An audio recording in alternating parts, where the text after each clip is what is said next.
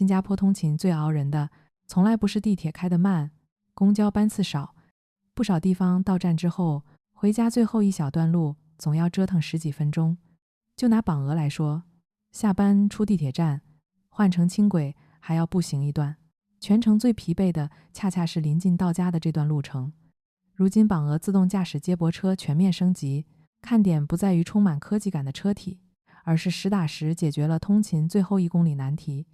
乘客可以按需选择上下车点位，这不单单是少走几步路，更意味着公共交通开始贴合居民日常需求，不再需要人们硬生生迁就固定线路。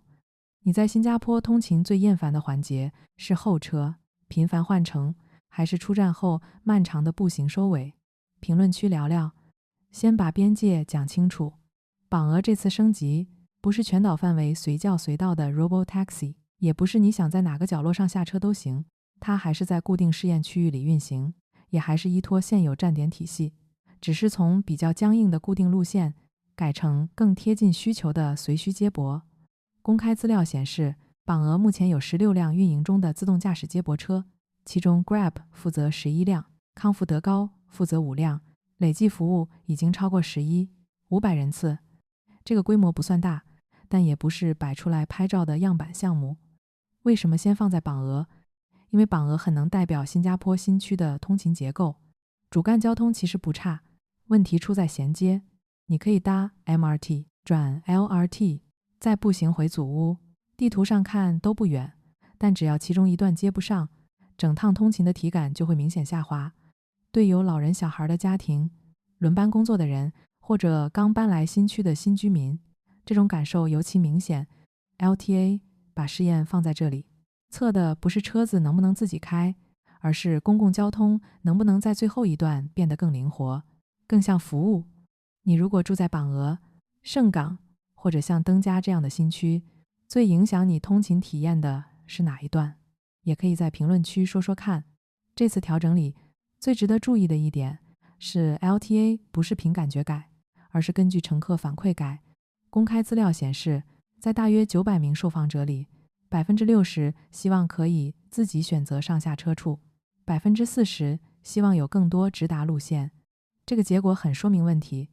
大家追的不是新技术本身，而是更少绕路，更少等待，更少那种已经快到家却还要硬撑一段的消耗。固定路线为什么在主干线有效，到了最后1公里却常常不够好用？因为两边处理的根本不是同一种需求。主干线面对的是大流量、方向集中、时间相对可预测的乘客，所以固定路线可以用规模换效率。80一趟载很多人，平均下来当然划算。可一进住宅区，情况马上变了，有人从 MRT 回家，有人去诊所，有人接孩子，有人下夜班回祖屋，每个人都只差一点点，但目的地不完全一样，时间也不完全一样。最后1公里最麻烦的地方不是距离远，而是不确定。你可能多走6分钟，等车再多5分钟，车子绕一下又多3分钟。单看每一项都不算严重，但叠在一起就是一整天里最容易让人烦的那一段。尤其在新加坡，天气闷热，阵雨又突然，这种小摩擦会被放大得很明显。很多人以为最后1公里只是舒服一点更好，其实它影响的是整套公共交通有没有吸引力。前面 MRT 再顺，如果最后一段总是麻烦，乘客最后还是可能改叫私照车，或者干脆少出门。对政策制定者来说，这不是细节，而是系统竞争力的一部分。所以榜鹅从固定路线改成随需而治，背后其实是在改一个治理思路。过去更偏向系统，方便管理，现在开始更重视居民真实怎么用。公共交通不只是看平均效率，也要看每一趟出门，乘客到底承担了多少本来可以避免的摩擦。你会为了少走7分钟，改搭这种接驳车吗？还是你宁可继续走路，换一个更稳定的预期？这个问题很现实，也欢迎你留言。如果只把这件事理解成车会不会自己开，那其实看浅了。公共交通里的自动驾驶最难的从来不是让车跑起来，而是把安全、算法、运营和责任放进同一套制度里。榜额项目目前由 Grab 和康福德高参与运营，这个安排本身就说明政府不是把它当成单一科技展示，而是放进现有出行体系里，让本来就有调度经验、乘客服务经验和合规能力的企业一起参与。公开信息也提到，安全操作员已经完成远程培训，也就是说，这不是完全交给机器，而是保留人工冗余的人机协作模式。为什么这点重要？因为居民真正关心的不是车上装了多少感测器，也不是模型参数有多复杂，而是如果系统判断异常，道路临时施工，前方出现突发状况，谁来接手？责任怎么算？服务会不会中断？新加坡这些年持续推进 TR68 相关标准，核心就在这里。它覆盖的不只是车辆安全，也包括网络安全和测试程序。说的直接一点，榜额这次升级不是在证明自动驾驶已经成熟到可以随便铺开，而是在证明新加坡知道该先把它放在哪里，才最有机会变成真正能用的服务。如果自动驾驶接驳更方便，但车上没有传统司机，你会放心让家里长辈去搭吗？这个问题也很值得讨论。很多人听到这里，下一句都会问，既然榜额跑得动，那会不会很快推广到全岛？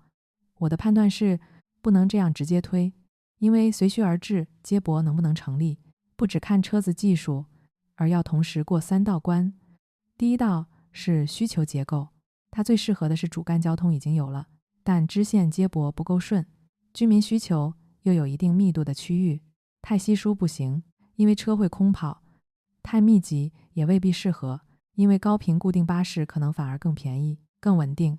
第二道是数字和道路基础设施，系统要做动态调度，背后需要稳定的数据、清楚的停靠设计，以及相对可预测的道路环境。第三道也是最容易被忽略的一道，就是公平。算法天然偏效率，效率天然会偏向那些更容易拼单、更容易接送、需求更稳定的人群。但公共交通不是纯商业平台，它不能只优先照顾最好服务的人。如果未来这种接驳越来越依赖手机操作，实时叫车，及时回应，那对不熟悉 App 的老人、语言能力较弱的新移民，或者临时有出行需求的人，是不是一样友善？再看成本，榜额现在16辆车，还是小规模、可控的试验。车队一旦扩大，远程安全操作、车辆维护、软件更新、网络安全、客服处理、异常情况介入，这些成本都会一起放大。所以更现实的判断是，短期内它更可能扩展到新区、工业园区、医院周边或者大型交通枢纽附近，而不是很快取代现有巴士网络。你觉得这种模式更适合新区、工业区，还是医院和地铁站周边？评论区写下你的第一选择。如果把今天这件事只当成一条科技新闻，其实有点可惜。榜额自动驾驶接驳升级，真正值得关注的是新加坡交通政策开始更认真地处理居民每天都会遇到，但过去常常被忽略的那一点不方便。最后1公里看起来很小，可它决定了一套公共交通系统到底只是存在还是好用。我的判断很简单，这次变化说明政府不是急着证明自动驾驶有多先进，而是在测试一件更重要的事：公共服务能不能更贴近人的真实节奏。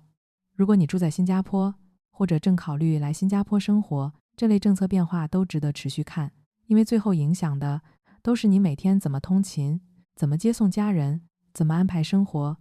如果你希望我继续追踪榜额自动驾驶接驳后续数据，试点会不会扩区， LTA 接下来还有什么新动作，欢迎订阅频道，打开小铃铛。你所在的社区如果也有明显的接驳痛点，留言告诉我，我们下一期继续拆。